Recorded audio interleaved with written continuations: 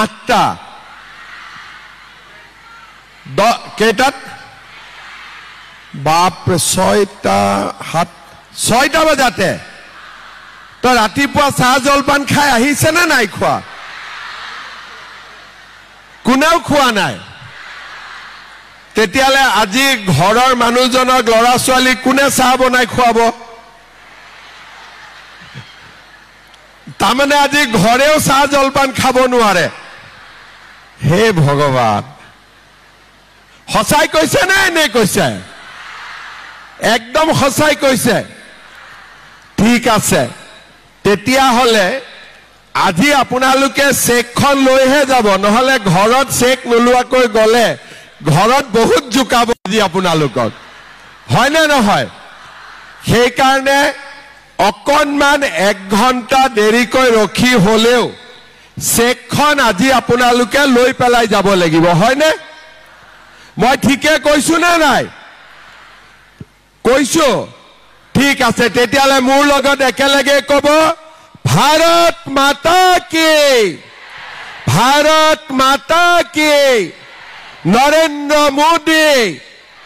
নৰেন্দ্ৰ মোদী প্ৰশান্ত দা জিন্দাবাদটো ডাঙৰকৈ দিব লাগিব প্ৰশান্ত ফুকন বঢ়িয়া আজিৰ সভাত আমাৰ মাজত উপস্থিত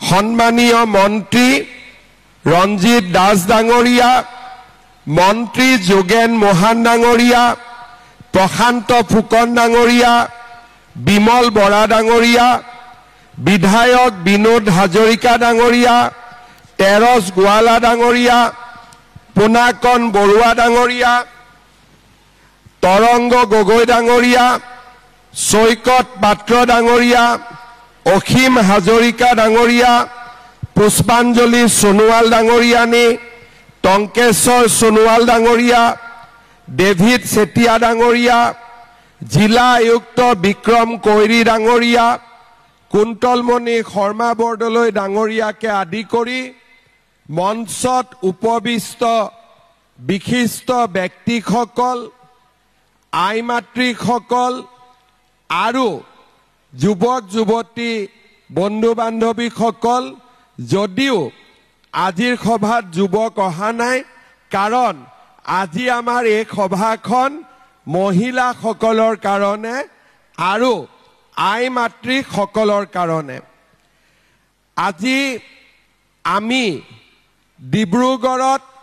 ডিব্ৰুগড় বিধানসভা সমষ্টিৰ মুখ্যমন্ত্ৰীৰ মহিলা উদ্যমিতা আঁচনিৰ পুঁজি বিতৰণ কৰিবৰ বাবে সমবেত হৈছো এই আঁচনিখন আমি ঘোষণা কৰাৰ পিছত এতিয়ালৈকে অসমৰ 16টা বিধানসভা সমষ্টিত হিতাধিকাৰীসকলৰ মাজত আমি পুঁজি বিতৰণ কৰিছো আৰু আজি 17 নম্বৰ অৰ্থাৎ ডিব্ৰুগড় বিধানসভা সমষ্টিৰ আই মাতৃসকলৰ মাজত মুখ্যমন্ত্ৰীৰ উদ্যমিতা আঁচনিৰ পুঁজি খন্তেক সময় পিছতেই আমি বিতৰণ কৰিম শ্ৰদ্ধাৰ ৰাইজ ডিব্ৰুগড় বিধানসভা সমষ্টিৰ 14,025 গৰাকী মহিলাই এই আঁচনিৰ জৰিয়তে প্ৰত্যেক গৰাকী আই মাতৃয়ে 10,000 টকাকৈ লাভ কৰিব ইয়াৰে 7,777 গৰাকী গ্ৰাম্যাঞ্চলৰ আৰু 6,248 গৰাকী আই মাতৃ ডিব্ৰুগড় পৌৰসভা অঞ্চলৰ পৰা ইয়াতে সমবেত হৈছে এই আঁচনিখন আমি কি ধৰণে আগুৱাই নিব খুজিছো এই আঁচনিখনৰ লক্ষ্য কি উদ্দেশ্য কি তাক যাতে আমি সকলোকে জনাব পাৰোঁ তাৰ কাৰণে আমি সুকীয়াকৈ সভা অনুষ্ঠিত কৰিছোঁ। অৰুণোদয় আঁচনি 2020 চনৰ পৰা চলি আছে। আই মাতৃসকলে অৰুণোদয়ৰ বিষয়ে জানে, তাৰ কাৰণে অৰুণোদয় আঁচনিৰ হিতাধিকাৰীসকলক এনেকৈ আমি সভালৈ মতা নাই। নিজৰ গাঁৱতে তেওঁলোকে মিটিং শুনিছে, বেংকৰ একাউণ্টত আমি টকা দিছোঁ। কাৰণ এই আঁচনিখন নতুন আঁচনি নহয়। 2020 চনৰ পৰাই আমাৰ অসমত কম বেছি পৰিমাণে অৰুণোদয় আঁচনি চলি আছে। অসমে অৰুণোদয় আঁচনি আৰম্ভ কৰাৰ পিছত আমাৰ পৰা এই আঁচনিখন ছত্তীশগড়ে লৈ গ'ল, আমাৰ পৰা এই আঁচনিখন মধ্যপ্ৰদেশে লৈ গ'ল, আমাৰ পৰা এই আঁচনিখন কৰ্ণাটকে লৈ গ'ল, আমাৰ পৰা এই আঁচনিখন আমাৰ মহাৰাষ্ট্ৰ চৰকাৰে লৈ গ'ল, আৰু কম দিনৰ ভিতৰতে এই আঁচনিখন দিল্লী আৰু হাৰিয়ানা চৰকাৰেও ৰূপায়ণ কৰিব। পশ্চিমবংগ চৰকাৰেও অসমৰ পৰা অৰুণোদয় আঁচনি লৈ গৈ লক্ষী ভাণ্ডাৰ হিচাপে পশ্চিমবংগত তাক ৰূপায়ণ কৰিছে। অৰুণোদয়ে যেনেকে মহিলাসকলক এম্পাৱাৰ কৰে, সবলীকৰণ কৰে, নাৰী শক্তিক সন্মান কৰে, ঠিক তেনেদৰে আমি নতুন এখন আঁচনি আৰম্ভ কৰিছিলোঁ। এই আঁচনিখন হ'ল মুখ্যমন্ত্ৰীৰ মহিলা উদ্যমিতা আঁচনি। এই আঁচনিখন ভাৰতবৰ্ষৰ কোনো ৰাজ্যত আজিলৈকে ৰূপায়ণ হোৱা নাই। মাত্ৰ কেইদিনমান আগতে বিহাৰে আমাৰ পৰা এই আঁচনিখনৰ বিষয়ে শিকি গৈছে, বুজি গৈছে।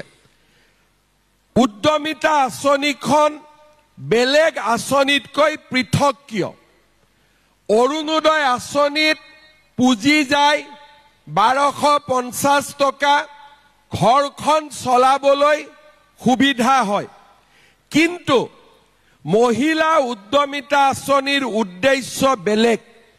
আমি সকলোৱে জানো, আজি অসমৰ মহিলাসকল আগবাঢ়ি আহিছে, আৰু আমাৰ মহিলা শক্তি আজি এক জাগ্ৰত শক্তিলৈ ৰূপান্তৰ হৈছে। 40 লাখ মহিলা আত্মসহায়ক গ্ৰুপৰ লগত জড়িত হৈ পৰিছে, আৰু প্ৰতিগৰাকী মহিলাই আজিকালি কালি ঘৰত পৰিয়ালৰ কাম কাজ নকৰে, তেওঁলোকে কিবা নহয় কিবা এটা উপাৰ্জনৰ কামতো নিজক জড়িত কৰি ৰাখে। গান্ধীজীয়ে কৈ গৈছিল, অসমৰ মহিলাই তাঁতশালত সপোন ৰচিব জানে। তাৰ মানে অসমীয়া মহিলাৰ উদ্যমিতা নতুন নহয়। অসমীয়া মহিলাই যুগে যুগে উদ্যমিতাক মানুহৰ সমাজত প্ৰতিষ্ঠা কৰিছিল। অসমত মহিয়সী নাৰী বীৰাংগনা সাধনীৰ পৰা সতী ৰাধিকালৈকে, কনকলতাৰ পৰা ভোগেশ্বৰী বৰুৱালৈকে অসমীয়া নাৰীয়ে যুগে যুগে সমাজৰ দায়িত্ব গ্ৰহণ কৰিছিল। আধুনিক যুগত আত্মসহায়ক গোটৰ গঠনৰ লগে লগে অসমীয়া মহিলাৰ মাজত এক নৱজাগৰণৰ সৃষ্টি হয়। মহিলাসকলে গ্ৰুপৰ মিটিং কৰা আৰম্ভ কৰে। মহিলাসকলে আত্মসহায়ক গোট নিৰ্মাণ কৰে। CLF, VO, জীৱিকা সখী, বেংক সখী, পশু সখী, আজি আমাৰ এটা মহিলাসকলক লৈয়ে অৰ্থনীতিৰ এটা সমান্তৰাল গতি নিৰ্মাণ হৈছে। আজি আপোনালোকে জানি ভাল পাব আৰু বহুতে আচৰিত হ'ব যে আমাৰ মহিলাই বেংকৰ পৰা যি লোন লয় গ্ৰুপৰ নামত, তাৰ ৯৯% লোন মহিলাসকলে উভতাই দিয়ে আৰু আজি তাৰ কাৰণে বেংকে মহিলাসকলক বেছিকৈ লোন দিব বিচাৰে। আজি আমাৰ অসমৰ মহিলাই ৪০ লাখ আত্মসহায়ক গোটত জড়িত হৈছে আৰু ৪ লাখ আত্মসহায়ক গোট আজি আমাৰ মাজত সক্ৰিয় হৈ আছে। আজি প্ৰধানমন্ত্ৰী নৰেন্দ্ৰ মোদী ডাঙৰীয়াই এটা সপোন দেখিছিলে যে আমাৰ মহিলাসকলে গ্ৰুপত আছে, মহিলাসকল আগবাঢ়ি গৈছে, কিন্তু আমি মহিলাসকলক আৰু কিমান আগবঢ়াব পাৰোঁ। মোৰ মনত আছে যোৰহাটত প্ৰধানমন্ত্ৰী ডাঙৰীয়া আহিছিলে আৰু তেখেতে কৈছিলে যে ভাৰতবৰ্ষৰ ৩ কোটি মহিলাক আমি লাখপতি বাইদেউ নিৰ্মাণ কৰিম। কিমান মহিলাক নিৰ্মাণ কৰিম? ৩ কোটি মহিলাক আমি লাখপতি বাইদেউ হিচাপে নিৰ্মাণ কৰিম। মোৰ প্ৰধানমন্ত্ৰী ডাঙৰীয়াক যেতিয়া মই মিটিঙত শুনি আছিলোঁ তেতিয়া মই ভাবিছিলোঁ যদি দেশত ৩ কোটি মহিলা লাখপতি হ'ব পাৰে, আমাৰ অসমৰ ৪০ লাখ মহিলাক আমি লাখপতি কৰিব সহায় কৰিব পাৰোঁ নে নোৱাৰোঁ। মই আপোনালোকক এটা সৰু উদাহৰণ দিম। আমাৰ ডিব্ৰুগড় জিলাৰ লাহোৱাল উন্নয়ন খণ্ডৰ গংগোত্ৰী CLFৰ অধীনত সোণালী আত্মসহায়ক গোট এটা আছিলে। এই গোটত এগৰাকী মহিলা আছিল। সেই মহিলাগৰাকীৰ নাম হৈছে মনীষা গগৈ নেওগ। তেওঁ ২০১৮ চনত কোনো পুঁজি নোহোৱাকৈ নিজৰ ঘৰতে সৰুকৈ ধূপকাঠি বনোৱা এটা প্ৰতিষ্ঠান আৰম্ভ কৰিছিল। আজি তেওঁ লাহে লাহে আগবাঢ়ি গৈ আজি তেখেতে প্ৰতি মাহে ২০,০০০ৰ পৰা ৩০,০০০ টকা উৎপাদন কৰে। তাৰ মানে এগৰাকী মহিলা যাৰ হাতত এটা টকাও নাছিলে আজি ২০,০০০ৰ পৰা ৩০,০০০ টকা নিজে উৎপাদন কৰে। সেইটো CLFৰে আৰু এনেকুৱা বহু কেইটা উদাহৰণ আছে। দীপালী খনিকৰ তেখেতে লাহে লাহে আজি ১৭টা ছাগলী আৰু ৫০টা কুকুৰা লগত লৈ ব্যৱসায় কৰি আজি বছৰি ১.৫ লাখ টকাৰ উপাৰ্জন কৰিবলৈ সক্ষম হৈছে।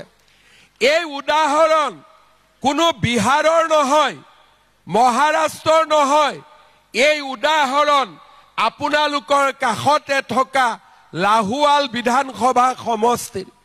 তাৰ মানে মইতো বহুতৰ কথা নাজানো, আমাৰ মাজতো আজি ইয়াত হয়তো বহুত মহিলা আছে যোনে নীৰৱে কাম কৰি গৈছে আৰু ঘৰখনক পৰিচালনা কৰিবৰ বাবে স্বামীক সহায় কৰিছে, ল'ৰা ছোৱালীক শিক্ষিত কৰিছে আৰু অসমৰ নাৰী সমাজে আজি আমাৰ জাতিটোক প্ৰাণৱন্ত কৰি ৰাখিছে, জীৱন্ত কৰি ৰাখিছে।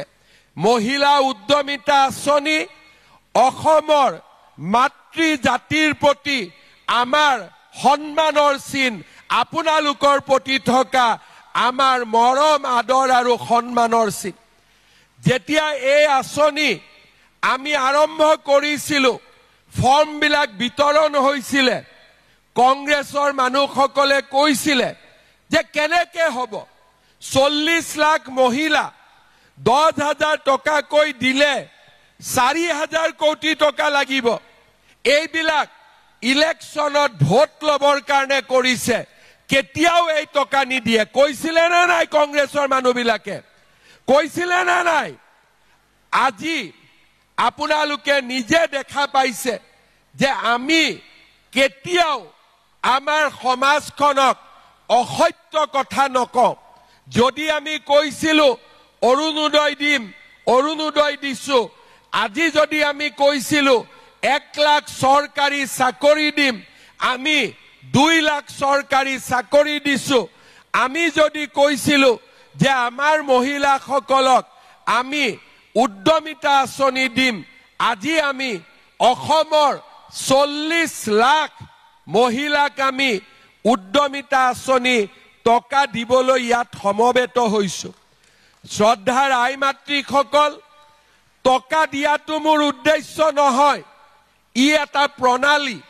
ই এটা অনুপ্ৰেৰণা মোৰ উদ্দেশ্য হল আপোনালোকক 3 বছৰৰ ভিতৰত লাখপতি বাইদেউ বনোৱা আপোনালোকক একো গৰাকী লাখপতি বাইদেউ হিচাপে নিৰ্মাণ কৰা আমি কেনেকৈ আগুৱাই যাম আজি আমি আপোনালোকক টকা দিবৰ কাৰণে মতা নাই আমি আপোনালোকক উদ্যমিতা আঁচনিৰ পৰৱৰ্তী কেনেকৈ আমি আগবাঢ়ি যাম তাৰ বিষয়ে আপোনালোকক মই নিজে যাতে ক'ব পাৰো তাৰ কাৰণে মই আপোনালোকৰ মাজত আহিছো 1 ঘণ্টা পিছত আপোনালোকে এখন চেক পাব 10,000 টকাৰ আৰু 10,000 টকাৰ চেকখন পোৱাৰ লগে লগে কালি আমি এটা ধুনীয়া মোবাইল কিনি লম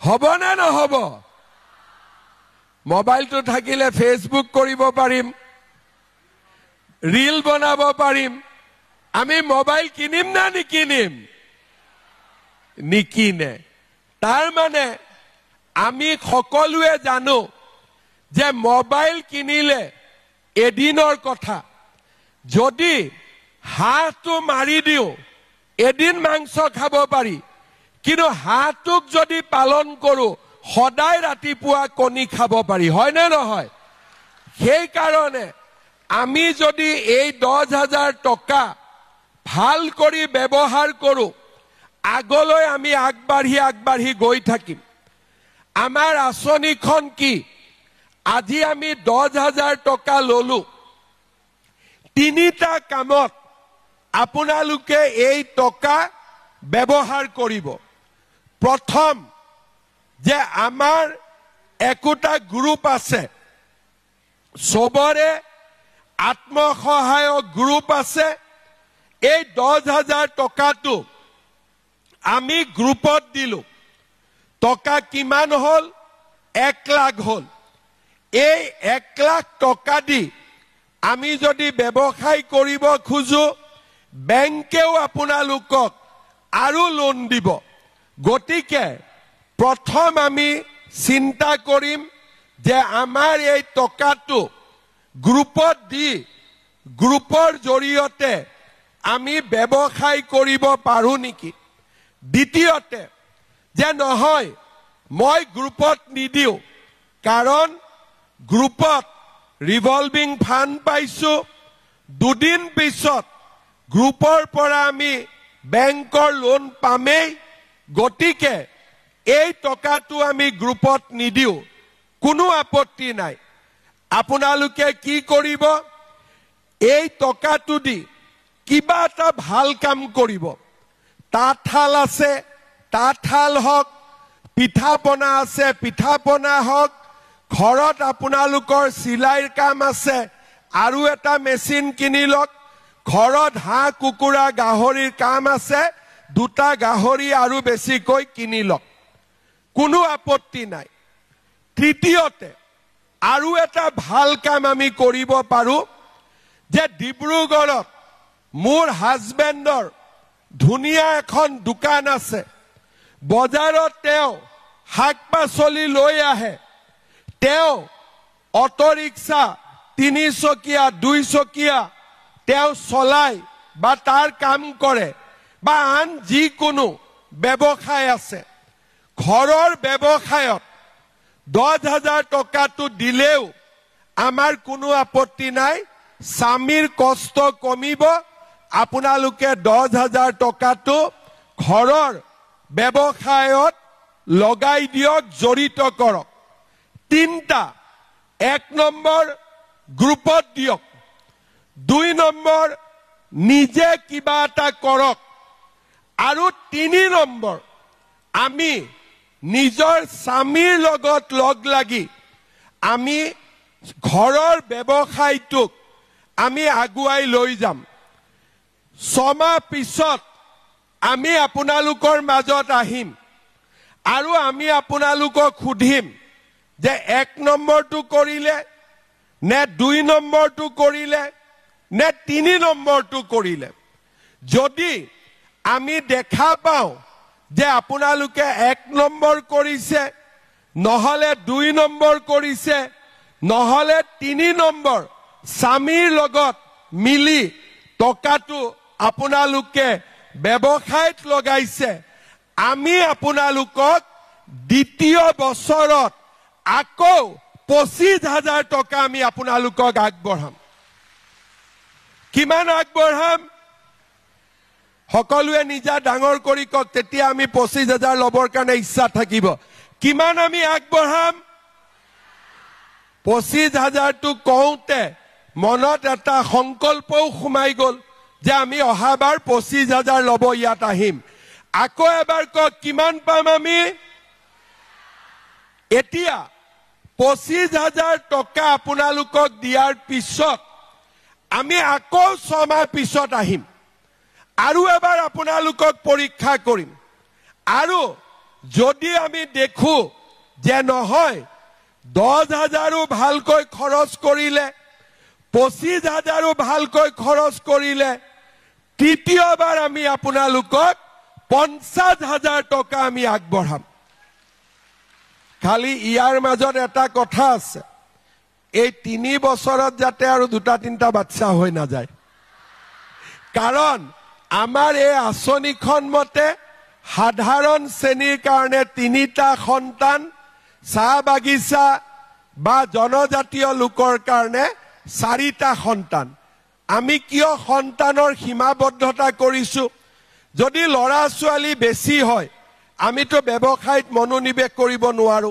তেতিয়া লৰা ছোৱালীক চাব লাগিব সেই কাৰণে এই আঁচনিখনত আৰু এটা কথা আমি বান্ধি দিছো যে সন্তানৰ সংখ্যা যাতে বেছিকৈ বাঢ়ি না যায় এটা সীমাবদ্ধতাৰ মাজত থাকি যায় মই ঠিক কৈছো না নাই কোৱা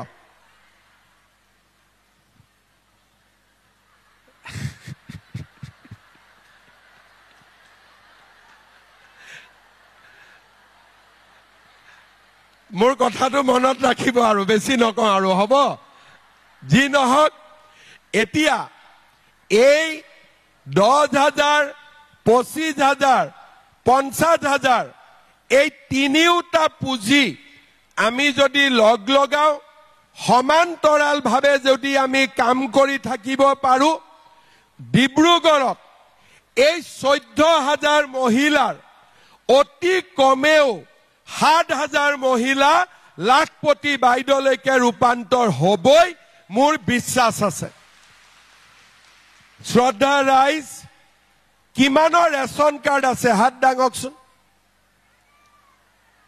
সকলোৰে আছে কিমানৰ ৰেচন কাৰ্ড নাই হাত দাঙকচোন আচ্ছা প্ৰশান্ত দা এই পৰিয়ালসকলৰ ৰেচন কাৰ্ড নাই দিয়াৰ দায়িত্ব আপোনাৰ ঠিক আছে যাৰ যাৰ আপোনালোকৰ মাজত ৰেচন কাৰ্ড নাই প্ৰশান্ত দাক এপ্লিকেশ্যন এখন দি দিব হ'ব ঠিক আছে এতিয়া মই ৰেচন কাৰ্ডৰ কথাটো কিয় সুধিলো আসলতে এই গোটেই আঁচনিবিলাকক আপোনালোকে এটা বুলি নাভাবিব এই আঁচনিবিলাক যাতে সফল হয় তাৰ কাৰণে আমি এটাৰ পিছত এটা আঁচনি আনিছো যাতে এখন আঁচনিয়ে আন এখন আঁচনিৰ পৰিপূৰক হ'ব পাৰে আজি আপোনালোকে চাওক মহিলা উদ্যমিতা পালো, লগত আমি অৰুণোদয় আঁচনিও লাভ কৰিলো। 1250 টকা অৰুণোদয়ত পালো। এইবাৰৰ পৰা অৰুণোদয় পৰিয়ালে যদি ৰন্ধন গেছৰ চিলিণ্ডাৰ কিনে, আমি নতুনকৈ আৰু 250 টকা আই মাতৃসকলৰ বেংক একাউণ্টত দিম। তাৰ মানে গেছৰ দাম কিমান কমি আহিলে? 950 টকাৰ পৰা 750, 550 টকাৰ পৰা 300। ঘৰ এখন চলিবৰ হলে আটাইতকৈ খৰচ ক'ত আহে? ল'ৰা ছোৱালীৰ শিক্ষাত। আজি আমাৰ চৰকাৰে কি কৰিছে? ল'ৰা ছোৱালীক আমি বিনামূলীয়া পাঠ্যপুথি দিছো, ল'ৰা ছোৱালীক আমি বিনামূলীয়া ইউনিফৰ্ম দিছো, ল'ৰা ছোৱালীক আমি বিনামূলীয়া মধ্যাহ্ন আহাৰৰ ব্যৱস্থা কৰিছো। আৰু কলেজত পালে, হায়াৰ ছেকেণ্ডাৰীত পালে ল'ৰা ছোৱালীৰ এডমিশ্যনৰ দায়িত্ব চৰকাৰে নিজৰ মূৰৰ ওপৰত লৈছে। তাৰ মানে ল'ৰা ছোৱালীৰ শিক্ষাৰ বাবে আজি আমাৰ সমাজে, আমাৰ পিতৃ মাতৃসকলে আগতকৈ কম টকা খৰচ কৰিব লাগে। এই মাহৰ পৰা নিযুত মইনা আঁচনি আৰম্ভ হ'ব। কলেজত গ'লে ছোৱালীসকলে মাহত 1000, 1250 আৰু 2400 টকা, ইউনিভাৰ্চিটিত গ'লে 2500 টকাকৈ মাহত চৰকাৰৰ পৰা পাব। চৰকাৰৰ পৰা পোৱা মানে কি? যদি আপোনালোকৰ ল'ৰা ছোৱালী যদি ডিব্ৰুগড়ত পঢ়ে, কানৈ কলেজত পঢ়ে, আহা যোৱা ভাড়া দিব লাগিলেহেঁতেন। এতিয়া চৰকাৰে 1250 দিছে। কষ্ট কাৰ কমিলে? দেউতাক মাকৰ কষ্ট কমিলে। এতিয়া 1 নৱেম্বৰৰ পৰা আমি আপোনালোকক চাউলৰ লগতে আমি আপোনালোকক দালিও কম দামত দিম, চেনিও কম দামত দিম, নিমখো কম দামত দিম। এতিয়া মাজে মাজে কংগ্ৰেছৰ মানুহবিলাকে মোক ফেচবুকত হাঁহি থাকে, মামাই দালি দিব, দালিৰে ৰাজনীতি কৰিব, চেনিৰে কৰিব, মিঠাতেলৰে কৰিব, গেছে কৰিব। কংগ্ৰেছৰ মানুহবিলাকৰ ঘৰত বহুত টকা আছে, কিন্তু দুখীয়া মানুহে বুজি পায় মহিলা উদ্যমিতাৰ প্ৰয়োজনীয়তা কিমান। দুখীয়া মানুহে বুজি পায় চাউল দালিৰ প্ৰয়োজনীয়তা কিমান। আজি যদি এদিন যদি মই চাউল বন্ধ কৰি দিওঁ, এদিন যদি অৰুণোদয় বন্ধ কৰি দিওঁ, তেতিয়া এদিন যদি নামভৰ্তি টকা বন্ধ কৰি দিওঁ, এদিন যদি নিযুত মইনাৰ টকা বন্ধ কৰি দিওঁ, দুখীয়া মানুহবিলাকে কিমান অন্তৰত দুখ পাব তাক কংগ্ৰেছে বুজিব নোৱাৰে। তাক অকল মানুহৰ লগত থাকি ৰাজনীতি কৰা মানুহে বুজি পাব। আজি কংগ্ৰেছৰ মানুহবিলাকে কয় মামাই মিঠাতেলৰ কথা কয়, আমি মিঠাতেলৰ কাম কথা কওঁ, কিন্তু কংগ্ৰেছৰ সভাপতিৰ ল'ৰা ছোৱালীয়ে ইংলেণ্ডত থাকে, ইংলেণ্ডত মানুহে মিঠাতেল নাখায়, ছানফ্লাৱাৰ তেল খায়। গতিকে তেওঁ মিঠাতেলৰ মূল্য বুজি নাপাব। মিঠাতেলৰ মূল্য কোনে বুজি পাব? আমাৰ গাঁৱৰ, আমাৰ অসমীয়া মহিলাই বুজি পাব যে মিঠাতেলখিনি কিনোতে দেউতাকে কিমান পৰিশ্ৰম কৰিব লাগে। যেতিয়া 1 লিটাৰ মিঠাতেল কিনিব লাগে, ঘৰত যেতিয়া পৰিবাৰে স্বামীক কয় আজি মোৰ মিঠাতেল নাই, 100 টকা দিয়া মিঠাতেল কিনিব লাগে, স্বামীৰ কিমান কষ্ট হয় তাক পত্নীয়ে বুজি পাব পাৰে, তাক কংগ্ৰেছৰ নেতাবিলাকে বুজি পাব নোৱাৰে।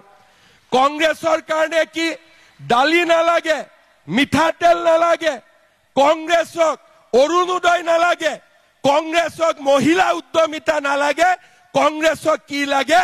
লুঙি লাগে, ধুতি লাগে, সূতা লাগে, কম্বল লাগে। এইটো হল কংগ্ৰেছ। আজি আপোনালোকে বিচাৰ কৰিব, মই অৰুণোদয় দি আপোনালোকক ভুল কৰিছো নেকি? মহিলা উদ্যমিতা দি মই ভুল কৰিছো নেকি? গেছৰ চিলিণ্ডাৰৰ দাম কমাই মই ভুল কৰিছো নেকি? নিযুত মইনা দি মই ভুল কৰিছো নেকি?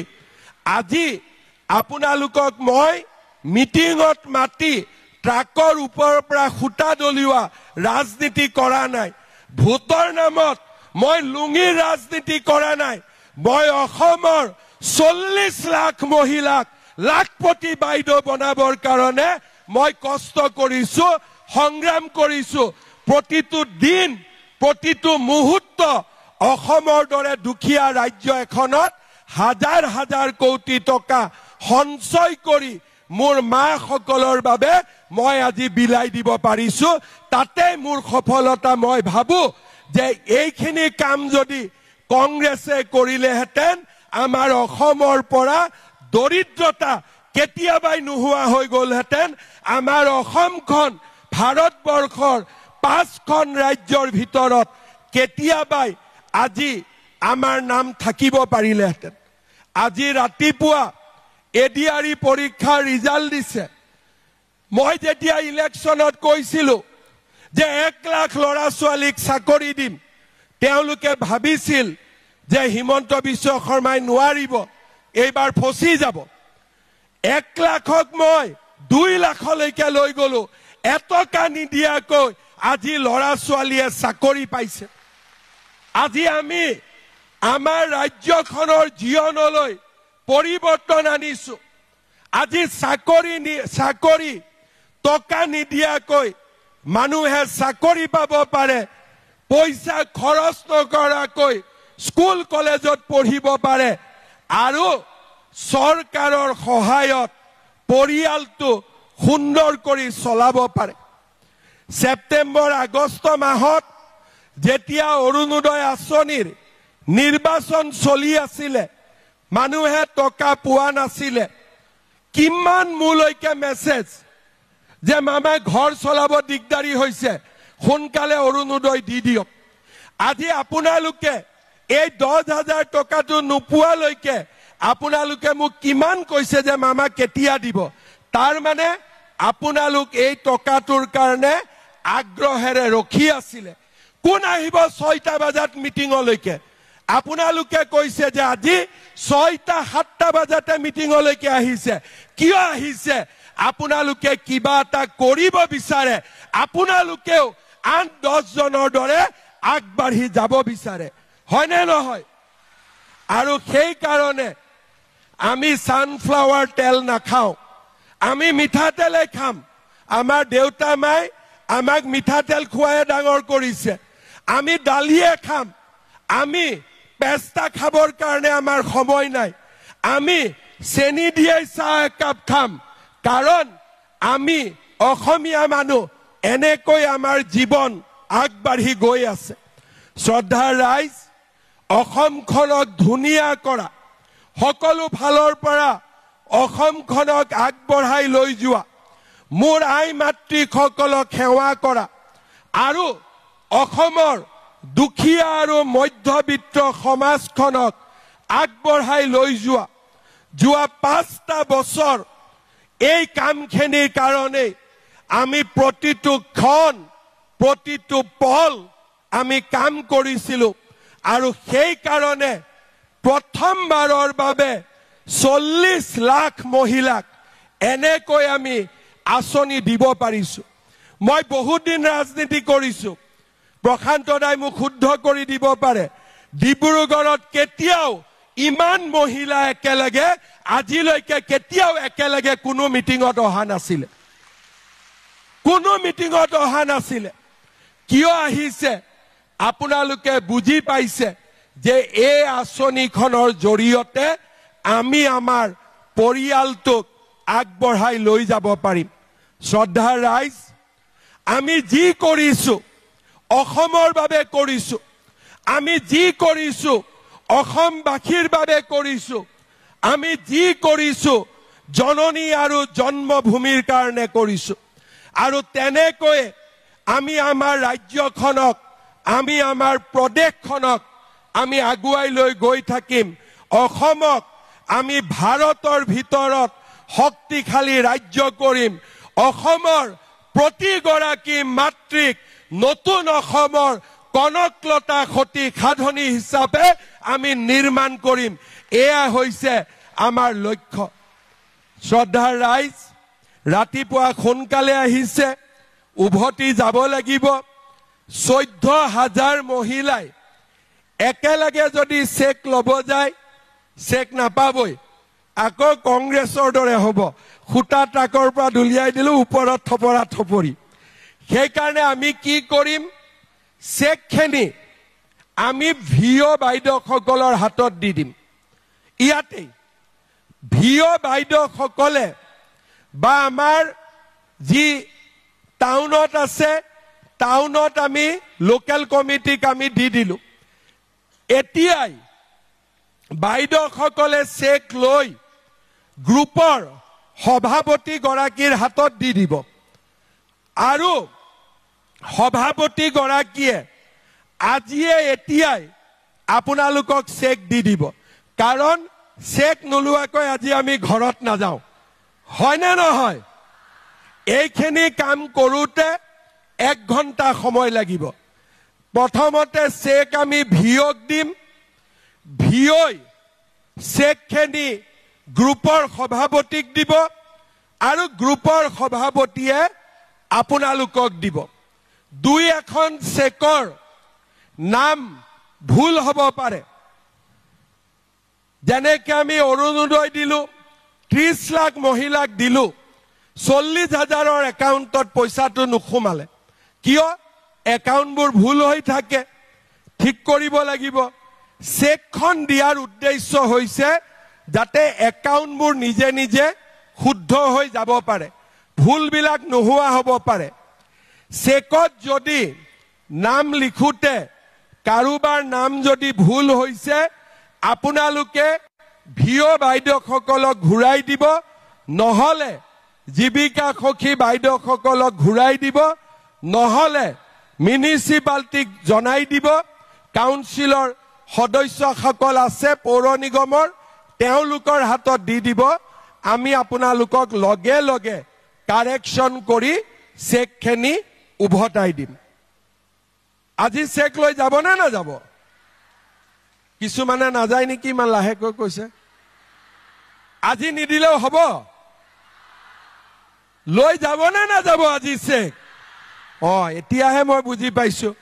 আপোনালোকে ডাঙৰকৈ ক'লেহে ভিঅ বাইদেউসকলে সোনকালে কামটো কৰি দিব, হয়নে নহয়? গতিকে মই দীঘলীয়াকৈ নকওঁ, আকৌ এবাৰ ডিব্ৰুগড়ৰ আই মাতৃসকলক মোৰ প্ৰণাম জনালো। 10,000 টকাটো ভাল কৰি ব্যৱহাৰ কৰিব। 25,000 50,000 দিবৰ কাৰণে মই আকৌ আপোনালোকৰ মাজত আহিম। বহুত বহুত ধন্যবাদ।